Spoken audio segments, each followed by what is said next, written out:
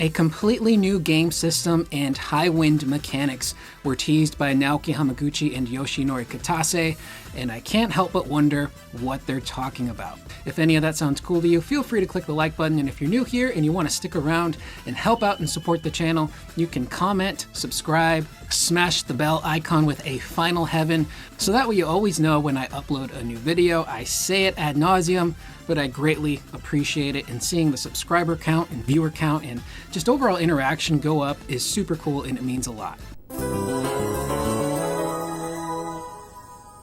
So earlier today, a Final Fantasy VII Rebirth event in Riyadh took place, and this was a last minute thing as far as I know. They didn't announce it until the day before it was set to happen.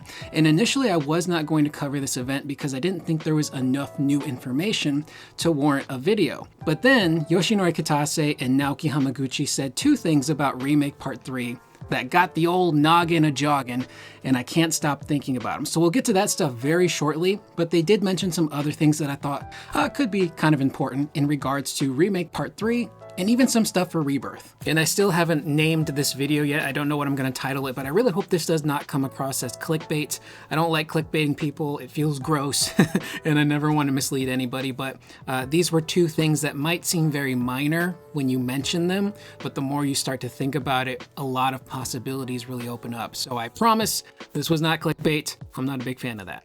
So starting off first, spoiler alert for those who have not finished Rebirth, but they talked very briefly about the death of Aerith and how they chose to depict that.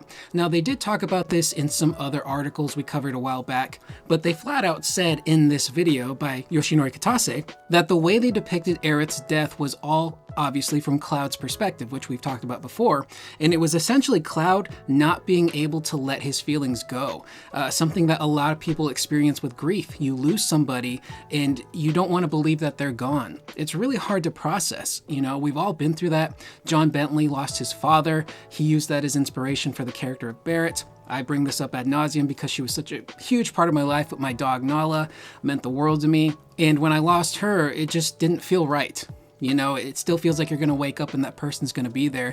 And at times you can kind of put yourself in denial and not process what's going on. So that's essentially what Cloud was going through at the end of Rebirth, and why they chose to depict it in a way that is pretty controversial because it's all over the place. But again, it's one of those endings where the more you dig and you think about it, I think it's actually really smart. And I really enjoyed it. And a lot of that came from Nomura and his whole depiction of life and death, which is pretty massive in the world of Final Fantasy VII. Now up next is where they start to talk about Remake Part 3. And Kitase did say that they've taken all of the feedback they got from Remake and Rebirth and will be implementing that into Remake Part 3. So if there's something you had an issue with, maybe they're gonna fix that for Part 3. We've done a few videos here on the channel where I talk to you guys and ask you guys what you wanna see in Part 3. And the one thing that always comes up are material loadouts. So I'm pretty sure they've taken a lot of important feedback, and I honestly wouldn't be surprised to see a material loadout system in Remake Part 3, maybe fewer mini games that are higher quality, and maybe a few more unique things to do around the world map. Hamaguchi also did say that he is confident that people will love Remake Part 3, and he even goes as far as to say that it may be one of the most, if not the most, loved entries within the world of Final Fantasy, which is saying a lot. It has me excited. Obviously, you kind of have to temper that a little bit because they're promoting Rebirth. They want to get people to play that. They also want people to be excited for Part 3, but having seen what they've done with Remake and Rebirth, I love both of these games, and I'm pretty sure I'm going to love Part 3. And when you really think about the story and structure of the OG FF7, there is so much cool, crazy stuff that goes down after Aerith's death. The introduction of the weapons, going to other places like Wutai, getting the Highwind, which we will talk about very briefly. And then there's incorporating a lot of the newer aspects and characters, like bringing back Deep Ground, potentially bringing back somebody like Genesis, or seeing Weiss again. So there's still a lot left in the tank for that story that they can pull from to really shock and surprise people, and, you know, really make sure that Remake Part 3 is like that massive action-packed blockbuster that has a lot of heart. Now here's where things get really interesting, and this comes from a fan question that they had for Hamaguchi and Kitase, where they asked about Tifa and seeing her do like cool synergy stuff, and Hamaguchi starts talking about incorporating Cid and Vincent and some of the cool stuff you might see them do with Tifa in battle. And then he says this kind of threw me for a loop here. He says you might also see a completely new game system on top of that. And I'm pretty sure he was meaning combat. And I'm pretty sure that means upgrading the synergy stuff from just being 2 people doing an attack to now 3 people, or potentially in some scenarios, the entire party, which we've talked about here on the channel, getting everyone involved, really pushing kind of towards that Advent Children style of action. You think about the fight with Bahamut Sin in Advent Children and how everyone's getting a piece of the action.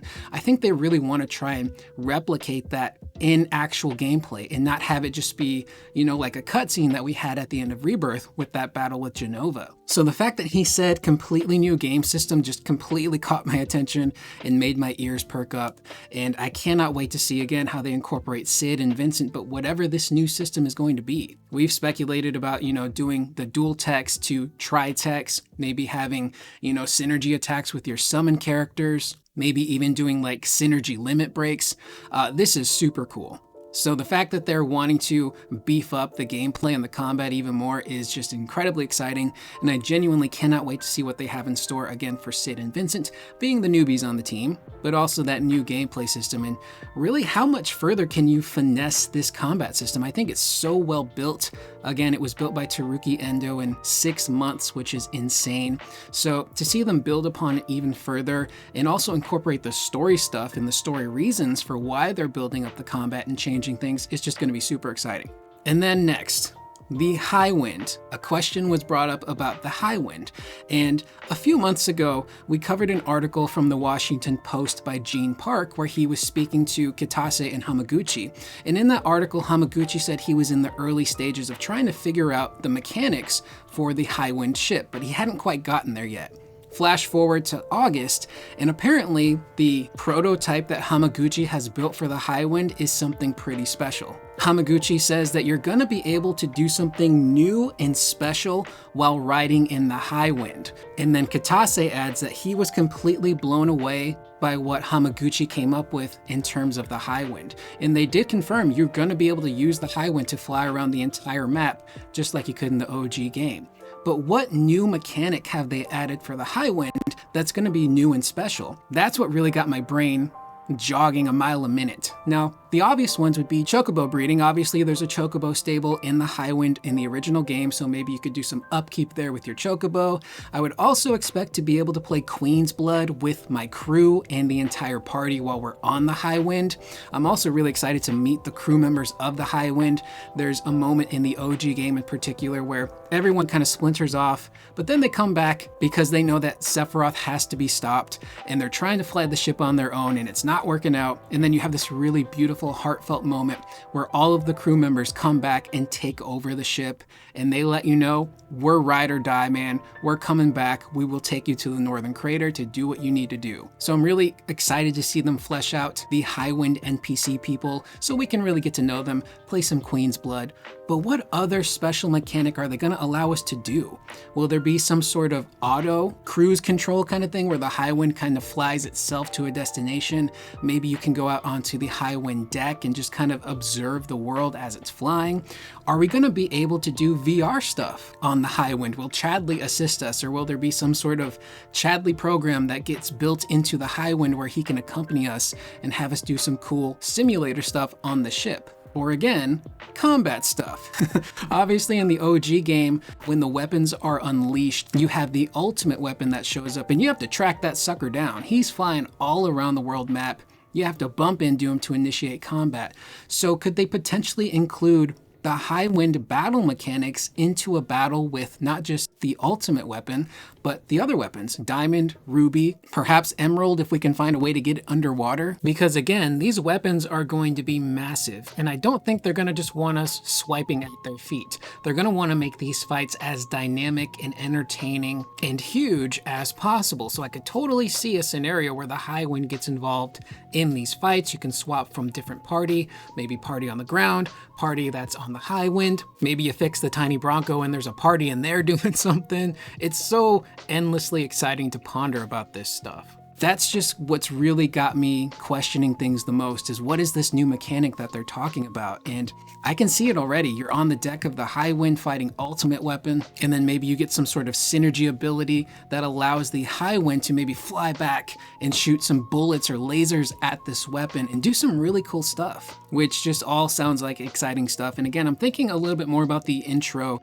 to Remake Part 3 and where they could start off. Again, there were some really great suggestions about opening up the game with young Sephiroth, like we're seeing in Ever Crisis, getting to experience some of that stuff. And then where do we pick up with the party? Because at the very end of Rebirth, they take off in the tiny Bronco.